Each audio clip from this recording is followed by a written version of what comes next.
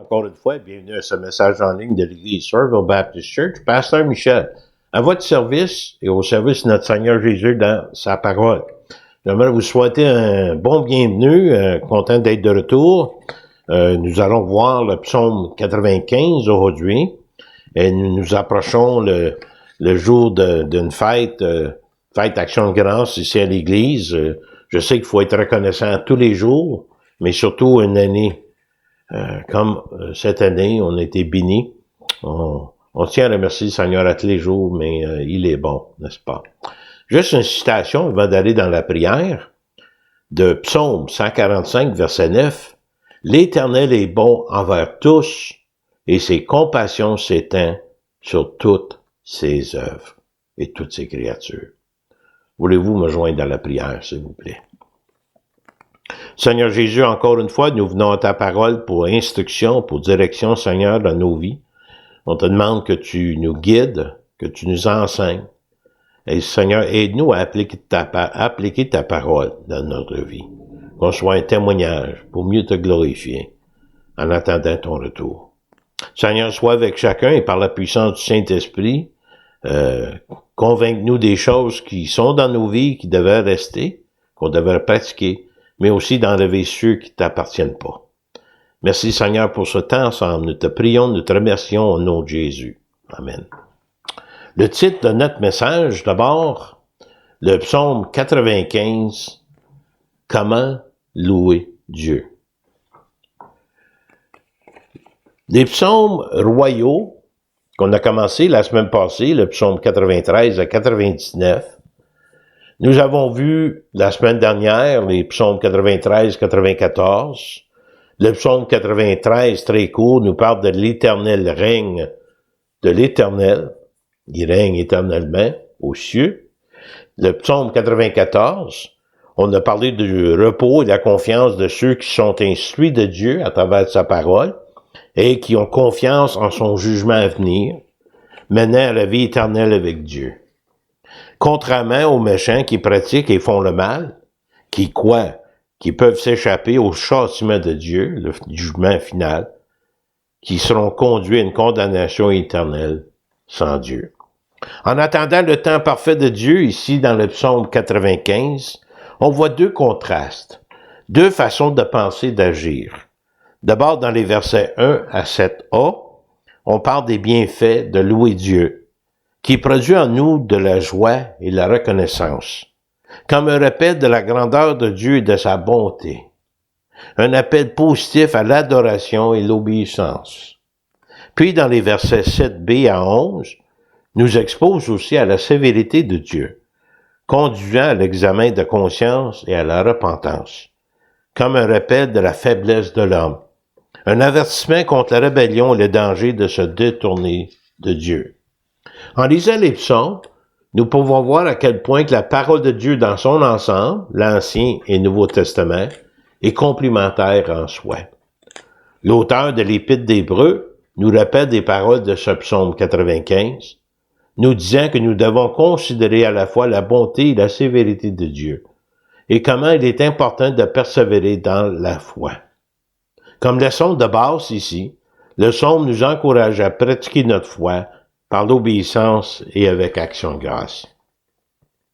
Contrairement que de manquer de foi, qui se manifeste par la désobéissance et l'ingratitude, qui mène éventuellement à la rébellion, un cœur endurci et même une résistance à l'autorité de Dieu. Nous allons examiner quelques versets de l'Épître d'Hébreux un petit peu plus tard. Vous savez que certains croient, même l'auteur de l'Épître aux Hébreux suggère que David a peut-être écrit ce psaume pour la fête des tabernacles, pour rappeler de la provision de Dieu pour son peuple dans le désert.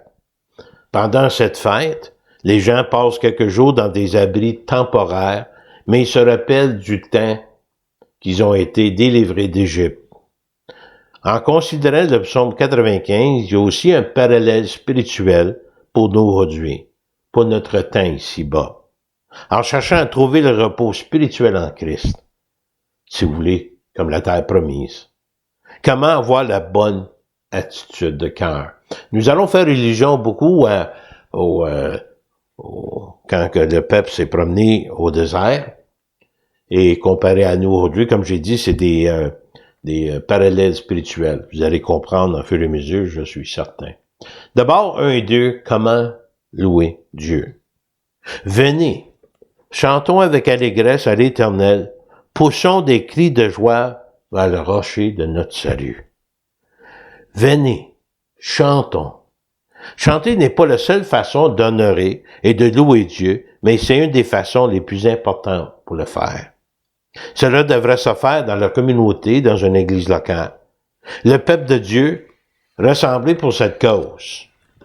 Et nous avons su qui dirige les louanges, qui désire amener les gens vers un esprit d'adoration. C'est pas juste pour chanter pour soi, mais de faire chanter les gens. Chanter en groupe, ensemble et dans l'unité. Poussons des cris de joie, avec modération quand même. Nous accueillons le Seigneur avec un enthousiasme sans honte. Si mon âme désire vraiment magnifier le Seigneur, quelque chose doit être exprimé avec des mots, peut-être en chant, pour édifier et encourager les autres. De faire en unité, un individu à la fois pour que chacun puisse partager. Cela fait partie de l'engagement pour le croyant, accompagné de sagesse. Un effort pour faire avec ce psaume et ce que ce psaume décrit. L'invocation, la louange, ici, donne une image frappante de ce qui pouvait se passer dans le temple. Des cris de joie, des forts cris de louange, des chants accompagnés de musique, résonnaient simultanément dans les cours. Je sais que nous sommes très réservés dans cette église, dans Saurville, mais nous ne devrons pas essayer d'enlever le toit du temps en temps pour le Seigneur, de faire lever le toit. Cela demande une préparation de notre part si nous voulons être dans la présence du Seigneur. On devrait se préparer le samedi soir ou dans la semaine, des choses qu'on peut partager avec les autres. Vous savez, côté francophone ici, de 10h à 11h moins quart, il y a ce qu'on appelle un temps de partage où les francophones peuvent poser des questions sur l'enseignement ou partager des choses personnelles, requêtes de prière, et ainsi de suite. Vous savez, quand Pierre a guéri le boiteux qui se trouvait à l'extérieur du temple, lorsqu'il a été guéri, il se levait d'un bond, il cessait de louer Dieu. Il pouvait ensuite rentrer dans le temple avec joie et enthousiasme. Je comprends, il venait d'être guéri, mais son cœur était rendu droit devant l'Éternel. Le rocher de notre salut est une métaphore. Parlant de la provision de Dieu et dans les pèlerinages dans le désert. Les exemples de l'Ancien Testament qui nous sont donnés pour notre propre instruction avec ce qu'on appelle des parallèles spirituels, je le répète encore une fois. Allons voir ce que Paul a mentionné dans 1 Corinthiens 10. Puis lui, il fait allusion à ce qui s'est passé les 40 ans de Moïse avec le peuple. D'abord, frères, je ne veux pas que vous ignoriez que nos pères ont tous été sous la nuée, qu'ils ont tous passé au travers de la mer, qu'ils ont été baptisés en Moïse dans la nuée et dans la mer. D'abord, sous la nuée, on se rappelle la semaine passée qu'on a vu, ils étaient assurés de la présence de Dieu, la colonne de nuages et de feu qui était là. Ils ont passé à travers la mer, ils étaient sous la nuée, tous ensemble. Baptisé en Moïse ne veut pas dire un baptême physique, mais il était associé, identifié avec celui qui les dirigeait. Comme nous qui sommes en Christ, notre Sauveur, notre identité est en lui. On est baptisé dans le Seigneur, oui, parfois physiquement comme témoignage, mais spirituellement, on est mort en Christ, revenu à la vie. 1 Corinthiens 10, 3 et 4, Paul continue, qu'ils ont tous mangé le même aliment spirituel, qu'ils ont tous bu le même breuvage spirituel, car ils buvaient un rocher spirituel. Regardez, n'oubliez pas, ça c'est de l'Ancien Testament, qui les suivait, et ce rocher était Christ. D'abord, un élément et breuvage spirituel, ils avaient quelque chose de physique pour leur survie physique, mais aussi pour leur bien-être spirituel. Dieu a pourvu en tout, côté physique et côté spirituel. Mais la plupart d'entre eux ne furent point agréable à Dieu, puisqu'ils périrent dans le désert. Pas satisfait de ces choses, il désirait les autres affaires. Exemple, on verra tantôt, verset 6, « Or, ces choses sont arrivées pour nous servir d'exemple, afin que nous n'ayons pas de mauvais désirs comme ils en ont eu. » D'abord, combien de fois est-ce qu'ils se sont plaints? Combien des fois ont-ils voulu retourner en Égypte à l'esclavage? Pourquoi ont-ils construit le veau d'or comme idole? Ils ont même refusé d'avoir Moïse comme chef, Moïse qui avait été choisi de Dieu. Frères et sœurs, si nous avons le Christ comme Seigneur et Sauveur, pourquoi avons-nous besoin plus que ça? Cela devrait nous suffire, parce qu'à travers de Christ, nous avons les provisions physiques et surtout spirituelles. Le psalmiste nous exhorte à nous souvenir des bienfaits de Dieu et à poursuivre notre marche dans la reconnaissance, l'adoration, l'obéissance devant le Seigneur. Ne nous rendons pas captifs d'une relation houleuse avec Dieu.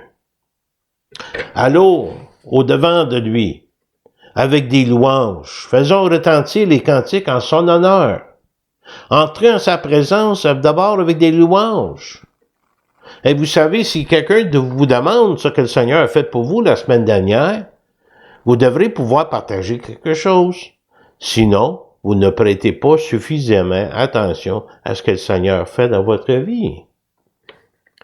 Parfois, le gêne, des fois, on n'est pas sûr, on n'est pas bon pour parler en public. Mais parler du Seigneur. Qu'a-t-il dit? Qu'a-t-il fait?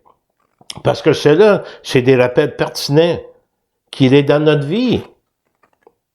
Est-ce qu'il vous a conduit dans une direction spécifique, un ministère? Est-ce qu'il vous a parlé? Est-ce qu'il a parlé à travers de vous cette semaine à quelqu'un d'autre? Vous savez que le peuple de Dieu devrait avoir beaucoup à dire. Nous ne sommes pas appelés à garder le silence. Privant ici Dieu de la louange, de l'action de grâce, donc il est digne. Mais de venir dans sa présence, avoir une connexion réelle, entre Dieu et son peuple. Avec des cantiques, même des psaumes. Ce que le psalmiste lui-même voulait dire avec ce psaume. Il a également attiré l'attention du peuple de Dieu sur une collection plus large des psaumes. Il en a 150, comme source d'inspiration pour leur culte.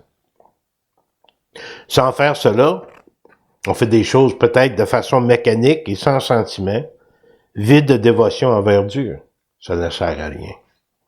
Louons-le. Comment louer Dieu? Verset 3 à 7a, le Dieu que nous louons.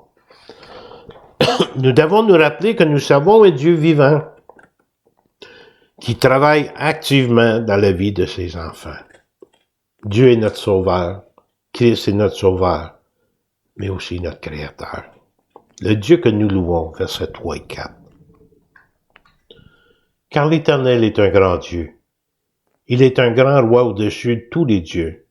Il tient dans sa main les profondeurs de la terre, et les sommets des montagnes sont à lui. La mer est à lui. C'est lui qui l'a faite. La terre aussi, ses mains l'ont formée. D'abord, un grand roi, en effet, il est le seul vrai Dieu. Sans aucun doute, les nations environnantes imaginaient Jéhovah comme une divinité simplement locale. Le Dieu d'une petite nation est donc l'une des divinités inférieures. Mais le psalmiste enlève toute cette pensée-là, tout malentendu sur qui Dieu est. La grandeur de Dieu est illustrée notamment par sa maîtrise de la création.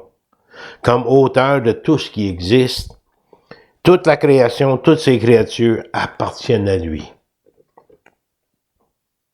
Si Dieu possède la mer et la terre, parce qu'il l'a créé, il vous possède également parce qu'il vous a créé. Vous êtes sa créature. Par tous les droits de création, vous lui appartenez déjà. Il vous réclame. Mais est-ce que vous le réclamez comme votre Dieu, votre Sauveur, comme votre Créateur?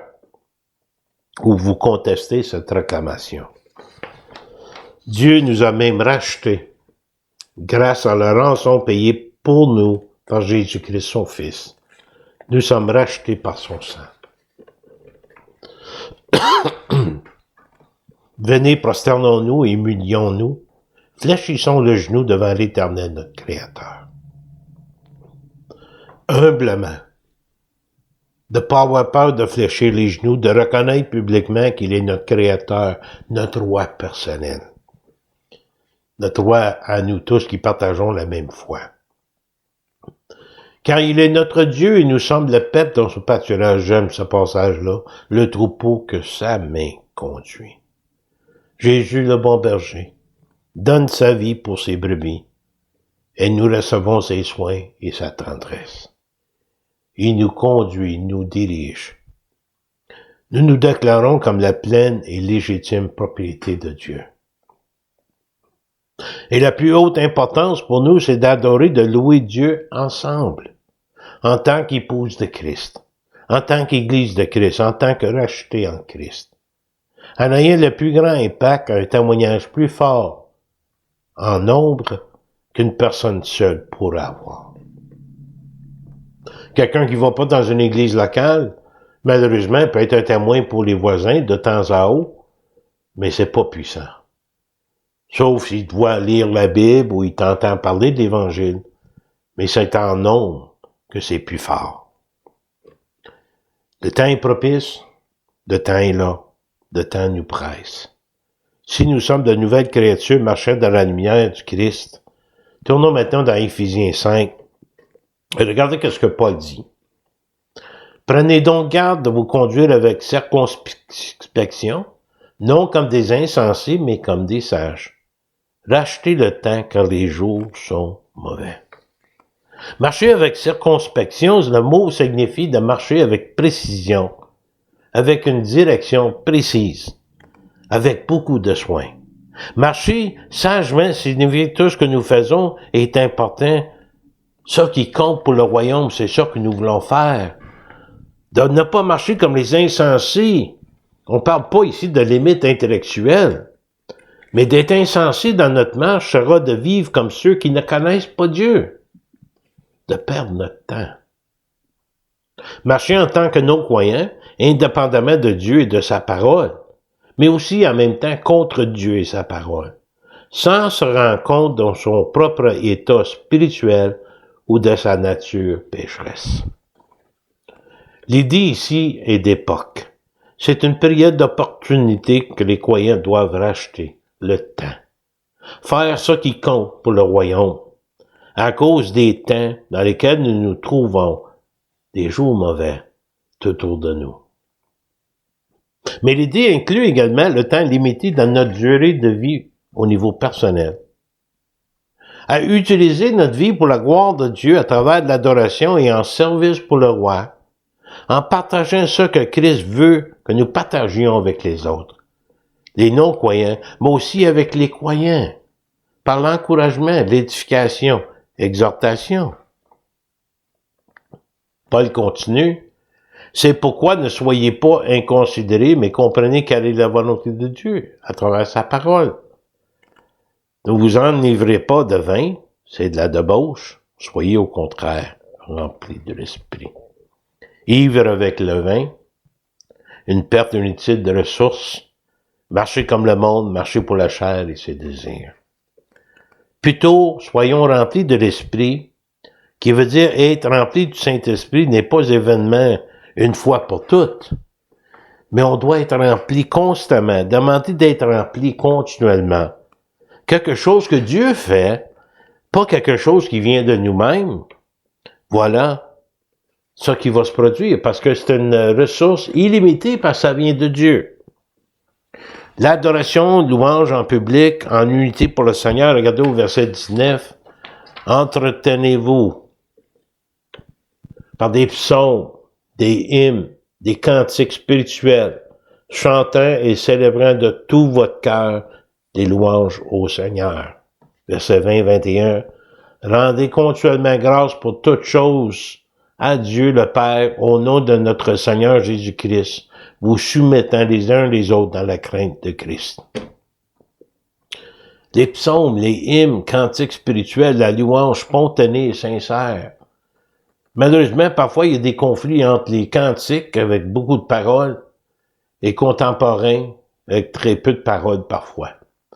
Puis j'enlève pas la valeur de ni un ni l'autre. Il n'y en a pas un qui est meilleur, l'autre qui est pire.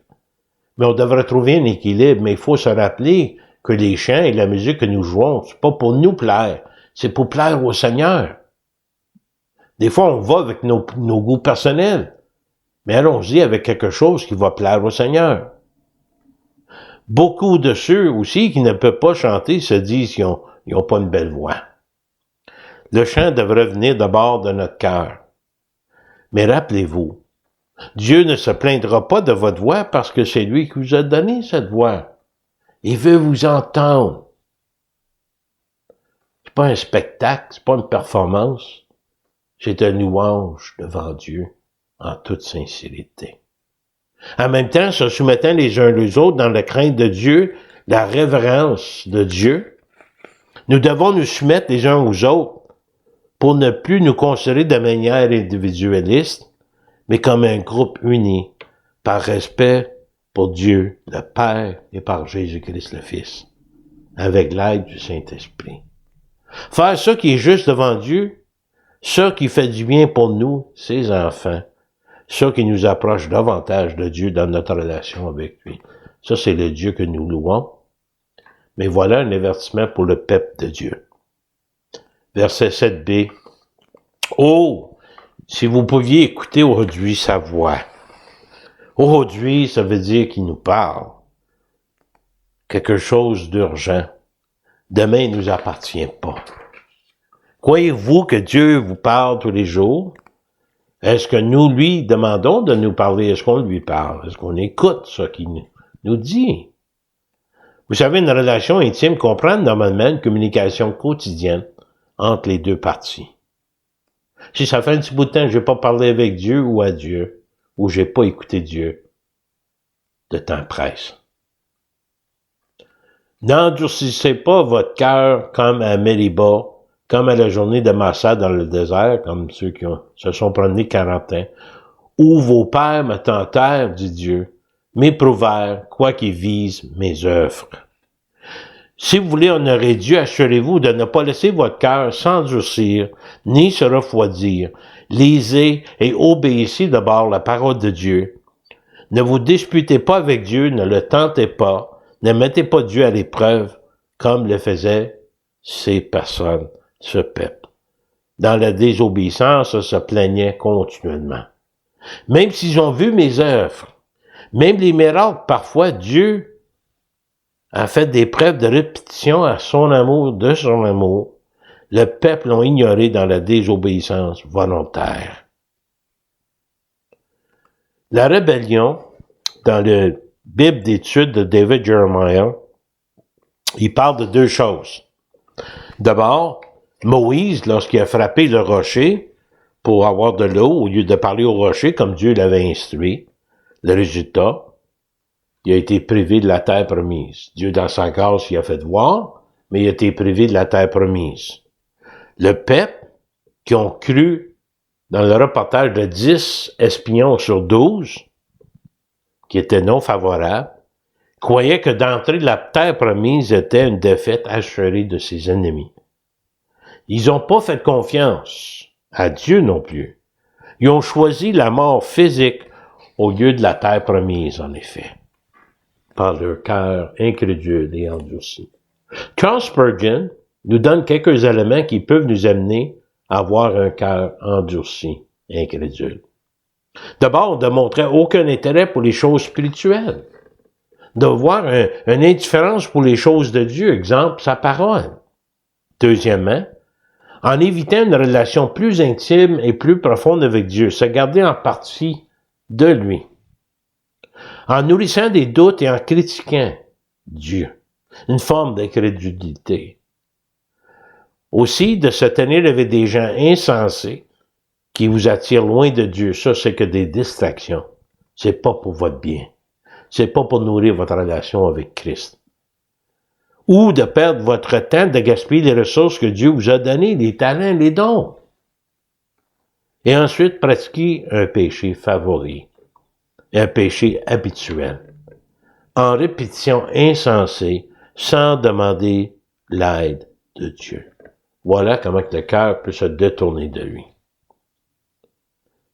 Il continue, pendant 40 ans, juge cette race en dégoût, et je dis, c'est un peuple dont le cœur est égaré.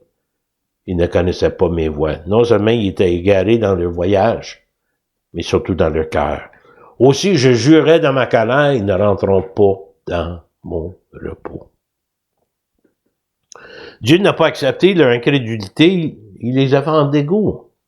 Il a condamné cette génération incrédule à mourir dans le désert, sauf 2. Ils ne rentreront pas dans mon repos. À l'époque, c'était la paix et le repos dans la terre promise. Dieu a condamné cette génération particulière d'Israël à mourir dans le désert, afin qu'une génération de croyants fidèles puisse hériter la terre promise, un lieu de repos désigné pour son peuple.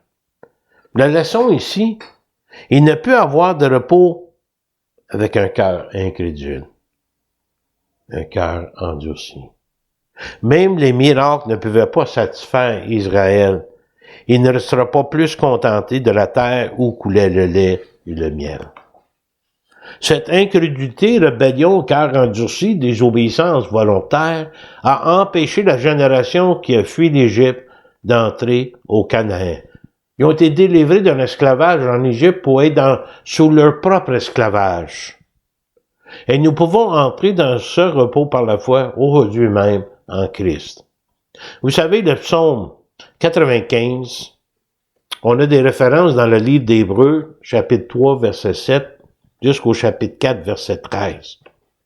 Quelqu'un a dit ceci, je cite, « Possiblement la plus grande citation de l'Ancien Testament qui se trouve dans le Nouveau Testament. » Fin de citation. Donné comme analogie du salut par grâce, par la foi. De comment faire confiance à Dieu, de persévérer dans la foi. Cela nous montre que la foi n'est pas passive. Il faut de la diligence et un cœur qui se confie en Jésus et son œuvre pour nous, pour bien s'y crocher. Hébreux 3.12. Encore, on croit que c'est Paul. Prenez garde, frères, que quelqu'un de vous n'ait pas un cœur mauvais et incrédule au point de se détourner du Dieu vivant. Mais exhortez-vous, communauté, c'est important, les uns les autres chaque jour aussi longtemps qu'on peut dire aujourd'hui, afin qu'aucun de vous n'en s'endurce pas par la séduction du péché, car nous sommes devenus participants de Christ, pourvu que nous retenions fermement jusqu'à la fin l'assurance que nous avions au commencement. Il y en a qui vont lire cela et vont dire, ça dépend de moi, mais faites attention. La voix fouette, salvatrice en Christ, produit de la persévérance. L'endurance même nous vient grâce à la prévision de Dieu. C'est pas de nous-mêmes. Si on compte sur nos propres ressources, on restera pas là jusqu'à la fin. Mais notre foi est en Christ, qui va me rendre à terme. La promesse d'un repos en Christ par la foi en son salut. Le repos, c'est l'assurance du salut, la foi et la confiance en Dieu, ça qui signifie faire la paix avec Dieu et recevoir la paix de Dieu, à travers le Christ et en Christ. Paul continue dans Hébreux 4, lisons ces versets. Craignons donc, tandis que la promesse d'entrer dans ce repos subsiste encore, qu'aucun de vous ne paraisse d'être venu trop tard. Car cette bonne nouvelle nous a été annoncée aussi bien qu'à eux. Mais la parole qui leur fut annoncée ne leur servit de rien, parce qu'ils ne trouvaient pas la foi chez ceux qui l'entendirent. La parole qu'on entend, qu'on lit, doit être accompagnée de la foi dans sa parole, dans cette parole. Quelqu'un peut entendre la parole de Dieu, mais si la parole de Dieu n'est pas crue par la foi, elle n'aurait pas d'effet durable. Peut-être pour un moment, il sera heureux, le parabole du semeur. Hein? Mais cela explique aussi comment ce que fait que deux personnes peuvent entendre le même message et que l'une en profite tandis que l'autre n'en profite pas. Souvent parce qu'il ne cherche pas à appliquer ce qu'il a entendu. Cela montre également que lorsqu'il y a la foi sincère, Cela est accompagné avec la bénédiction et la faveur de Dieu. Il y a effectivement plus de bénédiction. Donc, on loue Dieu. On l'adore. On vient devant lui avec reconnaissance. Donc, ici, on a eu un avertissement pour le peuple de Dieu. Une des choses qui nous donne le repos, c'est ceci. Nous n'avons pas besoin de chercher notre identité dans ce monde, car nous avons trouvé qui nous sommes en Christ, qui est le Christ et qui nous sommes en lui. J'aimerais terminer avec quelques versets de Philippiens chapitre 2, encore c'est Paul. Ainsi, bien-aimés, comme vous avez toujours obéi, travaillez à votre salut avec crainte et tremblement, non seulement en ma présence, mais bien plus encore maintenant que je suis absent. D'abord, il dit « travaillez à votre salut ». Qu'est-ce que Paul ne dit pas, c'est de travailler pour votre salut. En effet, il est en train de dire « mettez votre foi en pratique, votre vocation qui vient de Dieu. Pour plaire à Dieu, assurez-vous de connaître et de faire sa volonté. » Paul exhorte les croyants d'obéir, surtout en son absence. Et j'aimerais juste revenir à l'histoire de Moïse et le peuple de Dieu. Quand Moïse était parti pour 40 jours sur la montagne, le peuple s'est fait un veau d'or, d'abord par les mains d'Aaron, en effet, pour ensuite placer leur foi dans cette idole. Ils avaient perdu confiance. Ils pensaient que Moïse était disparu. Qu'en fait, ils ont douté de Dieu. Mais regardez les versets les plus importants ici, pour terminer. Car c'est Dieu qui produit en vous.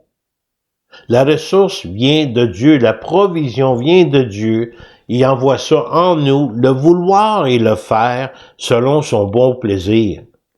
Il vous donne le désir, le vouloir et le faire, la capacité de faire des choses pour lui, de vivre pour lui, de mettre votre foi à l'œuvre. Ensuite, c'est important de se rappeler Dieu en nous, le désir, la capacité de faire ces choses, qu'il a préparé d'avance pour nous. Faites toutes choses sans murmure ni hésitation. Parce que les murmures, les plaintes et l'hésitation, c'est la rébellion intérieure du cœur qui défie Dieu et qui résiste à son autorité. Faut faire attention.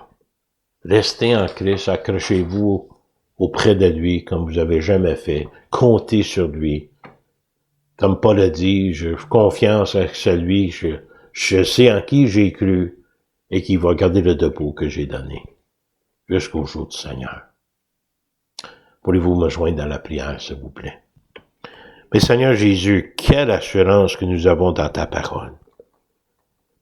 Quelle joie de t'appartenir.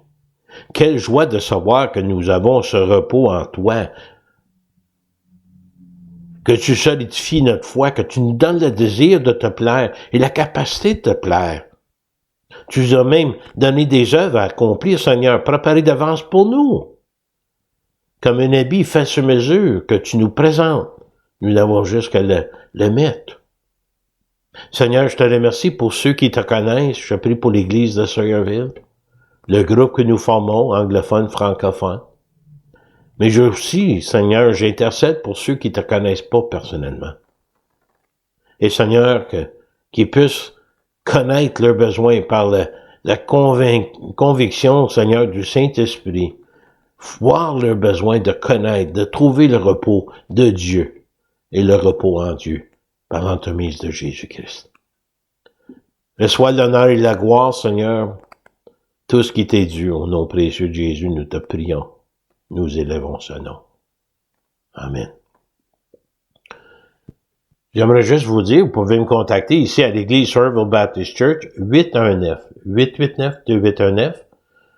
Mon courriel, mihoule, @netrevolution.com. Vous avez des requêtes de prière, des questions, même peut-être des réponses. Et j'aimerais vous mentionner aussi, on a d'autres messages qui sont publics sur YouTube.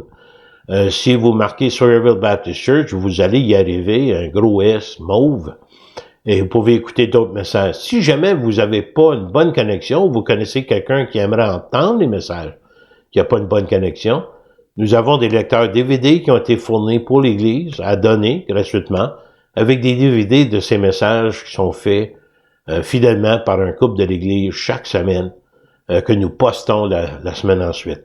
Fait que laissez-moi savoir vos besoins. Si vous avez besoin d'autre chose, je suis là à votre service. Je l'ai mentionné au début, je vous sers et je sers le Seigneur en vous servant. Fait que merci de votre fidélité d'écoute, que le Seigneur vous bénisse, qu'il vous garde et à la prochaine fois.